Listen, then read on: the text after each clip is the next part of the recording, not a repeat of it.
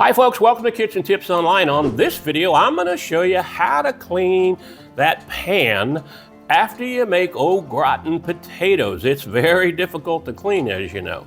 And by the way, my whole life I have called them au gratin potatoes.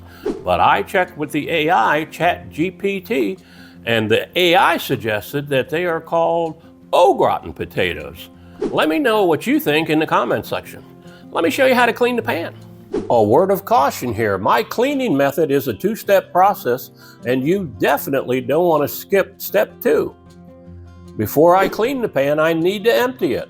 I'll store the leftovers in my new all-in-one container, perfect for refrigerating, microwave, and even eating right out of the bowl.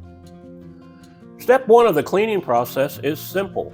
I place the pan in the sink and add 2 tablespoons of OxiClean. I fill it with hot water and let it soak for a couple of hours. Then I rinse it clean. To finish up, I wash the pan with dish detergent to make sure there's no OxiClean residue left over. That's it. It's that simple. Thanks for watching.